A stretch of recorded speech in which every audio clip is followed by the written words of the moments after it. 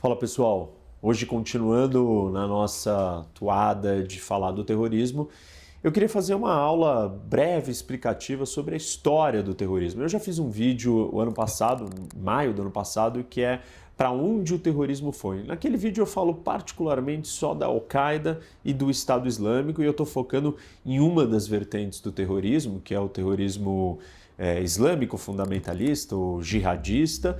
E hoje eu quero expandir um pouco e contar mais questões básicas ou períodos importantes da evolução do terrorismo como a gente conhece hoje e como ele já apareceu no começo da história. Mas antes da gente começar, não esqueçam de dar like nesse vídeo, seguir o canal, muita gente ainda não segue o canal, ativar o sininho para você receber notificação quando tem vídeo novo e, obviamente, mais importante, compartilhar para vir debater com o professor Roque.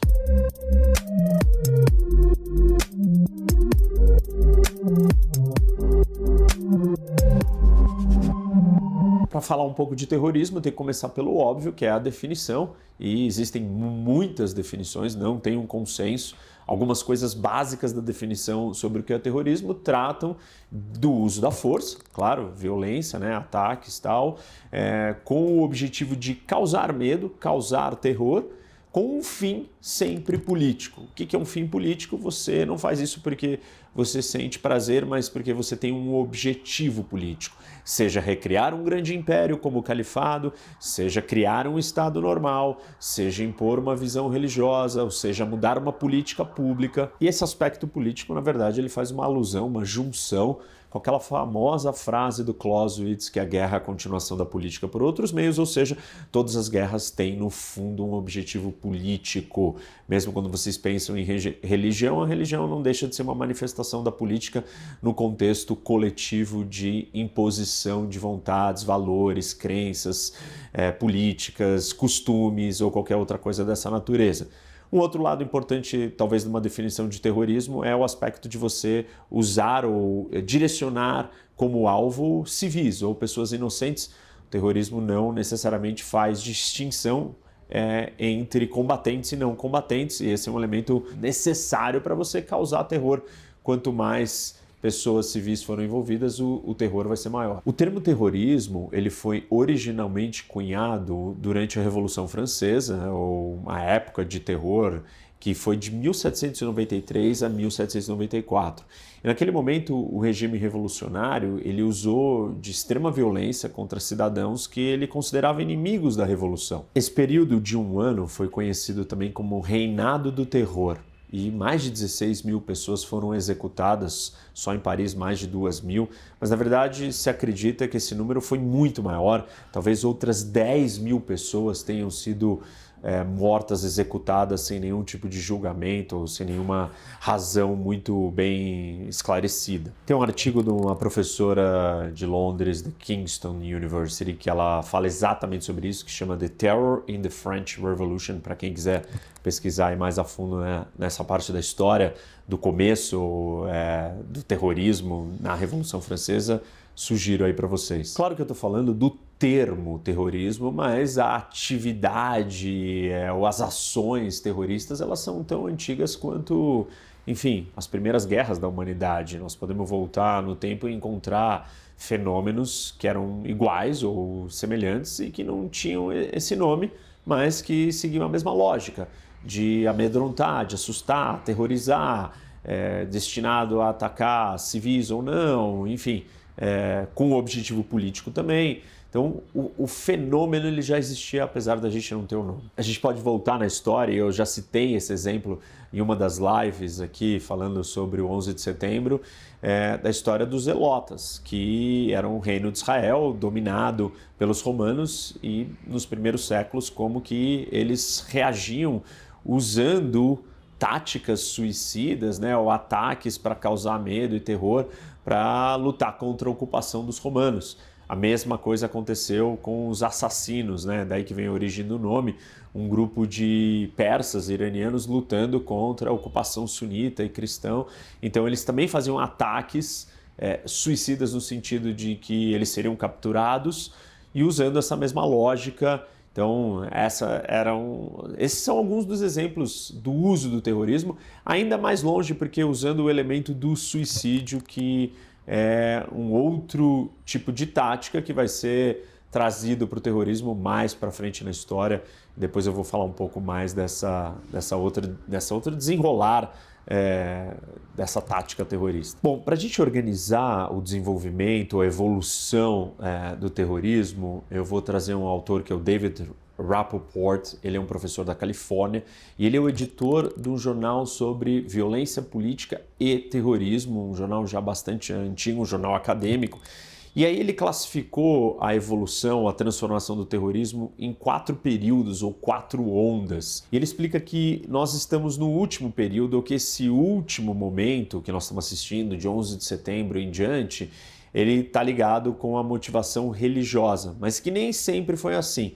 E ele explica também algo muito interessante, que é que esses grupos terroristas ou organizações terroristas, elas obtêm sucesso ou fracasso dependendo da capacidade de continuar fazendo novos ataques ou inspirando outras pessoas ou outros grupos. E aí esse ponto sugere que as transformações do terrorismo estão ligadas com questões culturais e sociais, com mudanças culturais e sociais capazes de mobilizar as pessoas ou serem a pauta, a causa do momento, ou a sensação, a percepção que mexe com as emoções das pessoas, ou os incômodos, as reclamações, enfim, todo tipo de choque ou tensão social está ligado com essas transformações culturais. Bom, vamos falar do conceito dessas ondas, as ondas do terrorismo, esses períodos.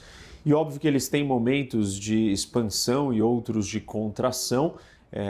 Para ser uma onda tem que ter uma escala internacional, não pode ser um terrorismo localizado, mas ele é um período que engloba um fenômeno numa escala que envolve outros lugares do mundo e impulsionadas por uma energia, por uma motivação semelhante. Então, se eu falei para vocês que agora a gente está falando muito do terrorismo religioso, em outros momentos ou em outras ondas nós tivemos outras motivações que não eram a religião. Certamente uma onda é composta de várias organizações terroristas e essas organizações elas podem morrer antes do fim da onda, ou podem surgir outras, ou podem surgir organizações que elas perduram para além de uma onda e transformam a sua motivação, o seu modus operandi, enfim, assim por diante.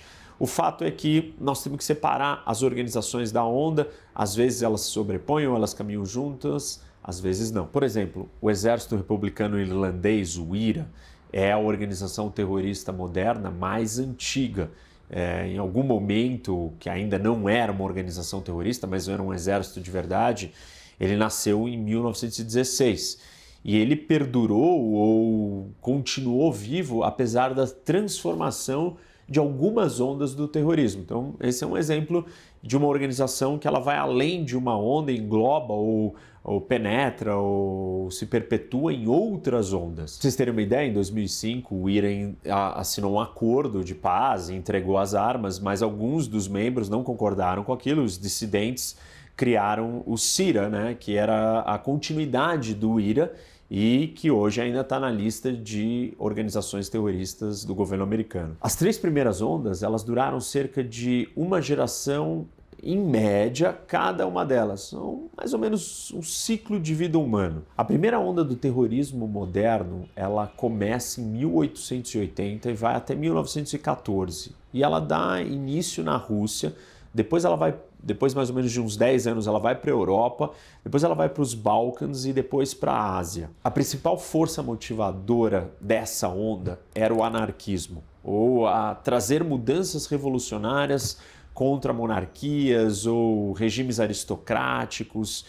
E todos os grupos terroristas motivados por essa ideologia na época cometeram assassinatos ou tentaram destituir figuras proeminentes ou importantes desses regimes políticos que estavam no poder. Esses grupos acreditavam que esses assassinatos, esses espetáculos dramáticos, seriam uma espécie de um gatilho para dar um pontapé para a sociedade inteira se mobilizar e se juntar a eles nessa causa e aí sim derrubar o governo. O evento-chave que marcou o fim desse período, dessa onda, é o assassinato do arquiduque Francisco Ferdinando em Sarajevo, em 1914, que é o gatilho, o pontapé para a Primeira Guerra Mundial, inclusive. Vocês devem estar pensando assim, mas não existiu nenhum ataque terrorista ou nenhum ato terrorista antes disso? Claro que existiram. Existiram ações pontuais, localizadas em países específicos, mas uma era, um período inteiro internacional para a gente classificar como uma onda terrorista, né, e ganhar essa escala que transcendia as fronteiras de um lugar. Esse é o primeiro. O movimento e a ideologia anarquista são o primeiro momento em que a gente assiste essa escala maior do terrorismo. E claro que nós tínhamos motivos geográficos ou geopolíticos que ajudaram essas transformações acontecerem, do terrorismo sair de uma questão localizada e ganhar uma escala global com um fenômeno repetido em outros lugares. A tecnologia, comunicação, ferrovias, telégrafo e uma série de outras transformações industriais que estavam acontecendo no mundo no século XIX possibilitaram essa comunicação e essa interação de ideias. Os próprios russos estavam viajando bastante e levavam as suas visões anarquistas e disseminaram essa ideologia em outros lugares, o que ajudou então que ganhasse a escala e o corpo da primeira onda. Uma das principais características presentes nessa primeira onda do terrorismo, e que eu comentei com vocês há pouco, que é usar civis como alvos, ela não estava presente nesse primeiro momento dessa ideologia anarquista, tanto que o assassinato do arquiduque, ele é focado numa figura proeminente, uma figura política, e não em inocentes qualquer. E é isso que a gente vai ver mudando mais para frente ao longo da evolução das próximas ondas. Nós entramos então num período da segunda onda, que vai de 1920 a 1960. E essa é a onda anticolonial, um período de luta para ganhar a sua autodeterminação, a sua independência, a sua autonomia. E aí isso está ligado com o desmantelamento dos impérios dentro da Primeira e da Segunda Guerra Mundial. Se a primeira onda visava alterar a forma de governo, né, se eram monarquias ou aristocracias, e você queria uma revolução anarquista ou não, essa segunda onda ela está visando criar novos estados. E o anarquismo por trás da primeira, aqui na segunda é o nacionalismo. A ideia de que um conjunto de pessoas que compartilham da mesma cultura, enfim, da mesma história, os mesmos valores, as mesmas crenças, juntas têm o direito de serem donas do seu nariz, do seu destino e querem formar o seu Estado. Nessa segunda onda, a tática era focada em atacar policiais ou forças de segurança do Estado. Ao invés de você ir atrás de figuras políticas proeminentes, a ênfase era nesses policiais para que aí o Estado não tivesse como responder, soldados ou militares tivessem que assumir, então policiais e as suas famílias eram atacadas para que o Exército ocupasse esse espaço. E aí o Exército, por não estar preparado para essa atividade policial, ele iria produzir excessos, e isso geraria muita revolta da população e aí uma contra-resposta, uma contra-revolução, um contra-ataque da população e a mobilização total para que essa onda fosse bem sucedida no seu objetivo político, porque lembrem que esses atos terroristas eles sempre têm um objetivo político. E esse objetivo não vai ser conquistado apenas com um ato terrorista, mas sim com todas as reações em cadeias que vão ser causadas e as mobilizações, enfim, e as pessoas participando e se engajando naquilo, demandando até que aqueles que estejam no poder cedam e entreguem os objetivos dos outros. Uma outra característica do contexto dessa época é que, dado a diáspora, a saída de povos de um lugar para o outro, o desmantelamento desses impérios, você tinha o mesmo povo ou os mesmos grupos colocados em lugares, territórios diferentes. Isso traz um elemento de supranacionalidade, ou seja, uma organização que está acima dos países, dos territórios, dos lugares específicos e traz uma projeção internacional ainda mais maior, né, de alcance e uma complexidade mais sofisticada para essa onda. Chegamos então na terceira onda, que vai de 1960 a 1990. E ela mantém elementos da segunda onda, adicionando um pouco de ideologia política. E aí nós temos tanto movimentos de extrema esquerda como extrema direita incorporados na vontade de você ter um Estado, mas com visões políticas, ideológicas junto nesses objetivos. Talvez um dos pontos mais significantes dessa onda é que nós temos uma transformação do alcance. Se antes eu falei para vocês que eles estavam organizados de uma forma supranacional, pelo fato das diásporas estarem espalhadas, agora isso se torna transnacional. Então, grupos em lugares diferentes, com seus objetivos locais, eles vão cooperar na forma, ou eles vão se identificar, mesmo que eles não tenham o mesmo objetivo imediato ali no seu país ou com a sua luta local. Mas, no todo, essas coisas vão conversar e vão transcender as nações, né? Então, é um movimento transnacional. Talvez o evento político mais motivador ou inspirador, né? O modelo heróico inspirador dessa onda foi a resistência dos Vietcongues contra os americanos na Guerra do Vietnã. Um grupo menor, com menos armas, sem a organização, capaz de lutar ou resistir o avanço de uma grande potência, enfim, com os melhores equipamentos. Então, esse era o símbolo da resistência, o símbolo dessa luta ideológica da nova esquerda. Esse modelo heróico dos Vietcongues ele é substituído depois pela Organização pela Libertação da Palestina, OLP. Um dos exemplos disso é a morte dos atletas israelenses nos Jogos Olímpicos de Munique, em 1972, feito pela OLP. E naquele momento eles querem chamar a atenção do mundo para sua causa. E esse episódio mostra essa transnacionalidade, né? Na verdade, são palestinos numa Olimpíada na Alemanha contra israelenses.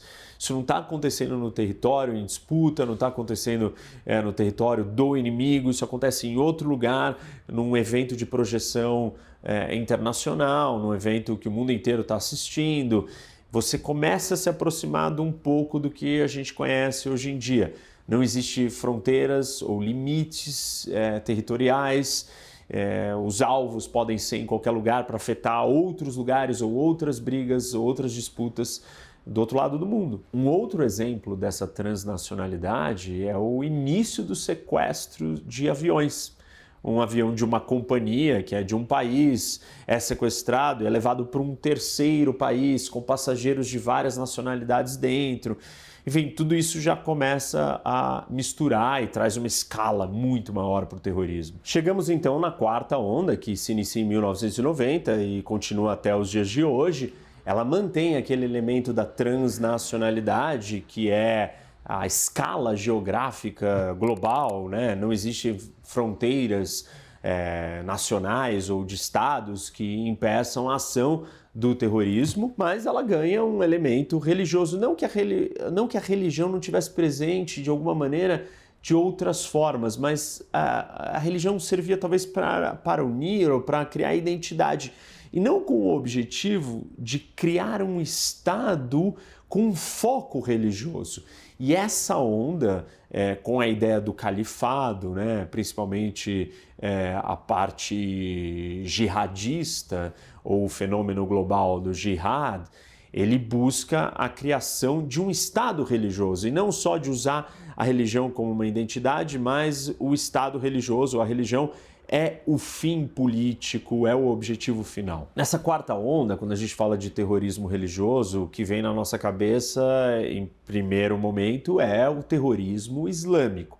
E, claro, isso acontece porque, em grande medida, os maiores ataques, as maiores mortes, com maior projeção, são feitos por organizações islâmicas. Para vocês terem uma ideia, o Índice Global do Terrorismo, publicado em 2016, falando de 2015, diz que 74% de todas as mortes de terrorismo no mundo vieram de 4 organizações: Boko Haram, Al-Qaeda, Estado Islâmico e Talibã. Mas o terrorismo religioso ele não está restrito ao fundamentalismo islâmico, e nós temos instâncias de grupos terroristas de origem cristã, judaica, budista e assim por diante. Então ele engloba algo muito maior. Claro, a ênfase está no terrorismo islâmico pela quantidade, pelo número de mortos que nós assistimos nos últimos anos. Pelo fato dessa vertente islâmica do jihad global ser uma parte mais expressiva,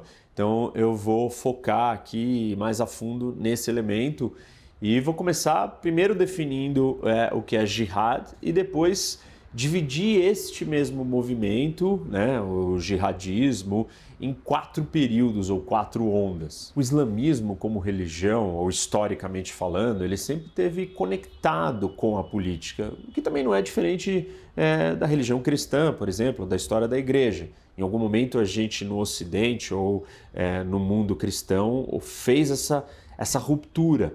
Isso não aconteceu no mundo islâmico e, na verdade, o islamismo como um movimento sociopolítico, ele ganha força no século XX com as lutas e formações do Estado e a rápida urbanização dessas regiões islâmicas. Uma das primeiras expressões, manifestações organizadas desse movimento islamismo é a Irmandade Muçulmana no Egito.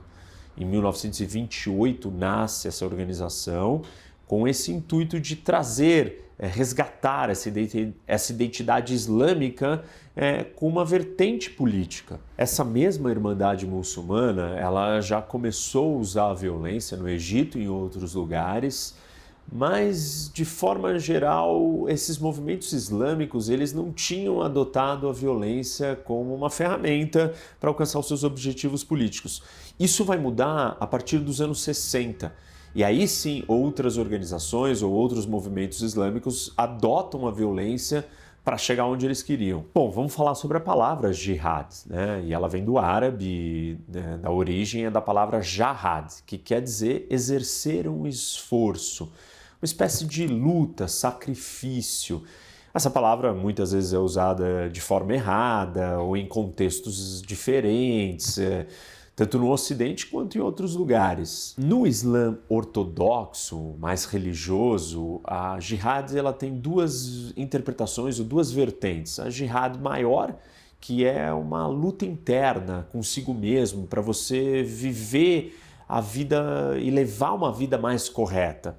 E a jihad menor, ou jihad da espada, que é a luta de defesa armada contra os infiéis, com a proteção da terra, da comunidade islâmica. Para vocês terem uma ideia, para os próprios muçulmanos, ou para muitos deles, o uso da palavra jihad tem uma conotação errada. Então, eles não se referem a esses radicais, esses terroristas ou esses fundamentalistas que estão lutando como jihadistas. Porque jihad tem essa outra conotação de aperfeiçoamento, de luta interna, de se transformar, de ser uma pessoa melhor. Eles consideram esses outros que estão cometendo esses atos destrutivos como pervertidos ou estão pervertendo a noção original ou mais profunda do que é o jihad. Os grupos jihadistas, eles compartilham dos mesmos objetivos, mas as prioridades de quais eles vão focar mais, elas variam. E aí tem um estudo feito pelo Departamento de Defesa da Noruega que ele cita 5 desses pontos principais ou desses objetivos que às vezes são prioridades para um, mas não são para outro, mas são os pontos em comuns que a gente pode encontrar em quase todas as organizações jihadistas. O primeiro deles é mudar a organização política e social do Estado. Então eles querem derrubar o governo que está no poder para criar um Estado religioso, um Estado islâmico, ou seja, uma teocracia, onde o Estado está voltado, coordenado, centralizado na religião. Não existe separação entre o Estado e a religião. As leis são as leis da religião. Esse é um dos objetivos comuns de muitas dessas organizações jihadistas. Um segundo objetivo, que é uma das causas que eles lutam, é estabelecer a soberania em uma terra que está supostamente dominada por outros povos não islâmicos. E os povos islâmicos são reféns ou não podem ter o controle, a sua autonomia, a sua soberania, e aquela terra sagrada ou não, mas aquela terra que era do povo islâmico está ocupada por esse outro grupo. Então, é uma luta pela libertação e reocupação ou reconquista do seu território. O terceiro é defender o território islâmico das ameaças externas não islâmicas. Então, você está preocupado com seus vizinhos imediatos, ou com potências, ou com forças de fora que podem querer ocupar a sua terra ou dominar aquela população ou comunidade. O quarto é corrigir o comportamento dos outros muçulmanos da mesma comunidade. Então, a Sharia, que é a lei islâmica, a lei religiosa, ela vai impor certas regras, do tipo, as mulheres não podem sair na rua sozinhas, elas não podem se vestir de tal maneira, elas não podem dirigir, uma série de coisas estão ligadas à interpretação de como que as pessoas têm que viver. A quinta delas é intimidar e marginalizar outros grupos islâmicos. Obviamente que existem disputas internas, tensões, rivalidades e guerras internas entre esses grupos jihadistas. Então, uma das maiores disputas que existe dentro do mundo islâmico é entre os sunitas e os xiitas. Muitas dessas organizações atuam e trabalham somente com esse objetivo de tirar o poder dos xiitas ou recuperar o poder para os sunitas.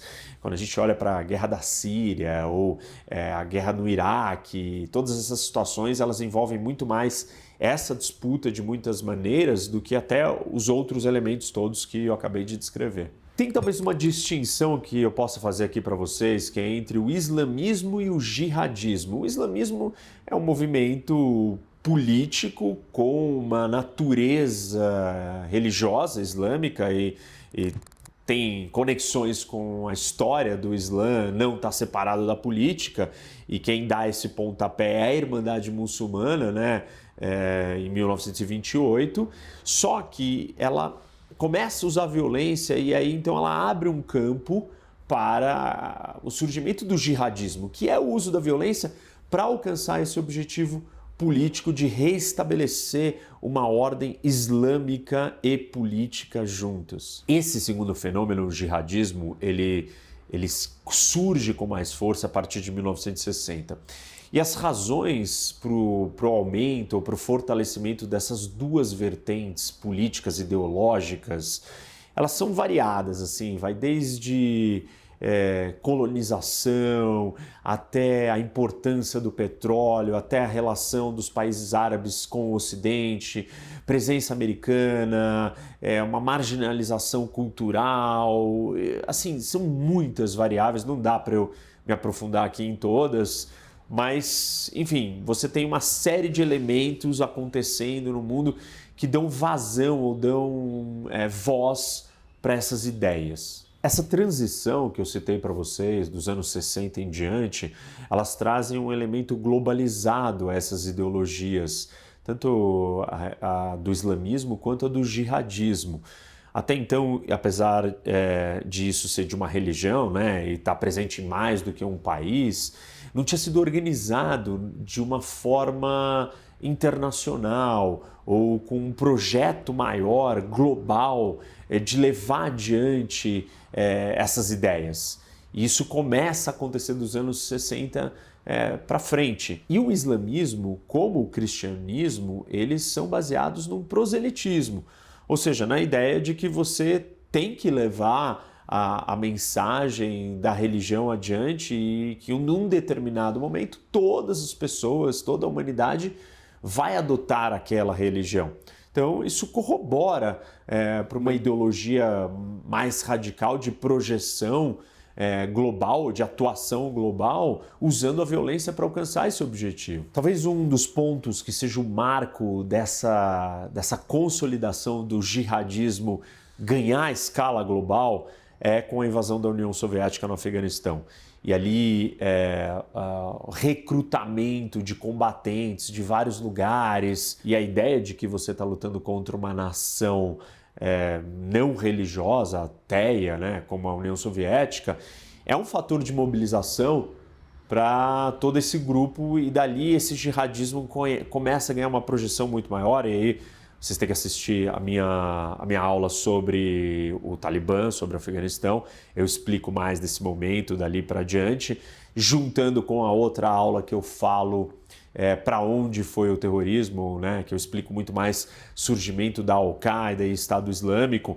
Nesse momento, essas organizações conseguem ganhar um espaço e vão ganhando uma projeção cada vez maior até a gente chegar no ápice do que a gente tem assistido nas últimas 2 décadas. Na verdade, dá para a gente organizar a evolução desse movimento jihadista em 4 fases. E a primeira fase é essa que eu falei, do Afeganistão, e a ideia é liberar a ocupação de uma terra sagrada por um infiel, no caso a União Soviética do Afeganistão, e atrai um monte de simpatizantes para lutarem na causa. A segunda fase desse jihadismo, ela é impulsionada pelo Osama Bin Laden.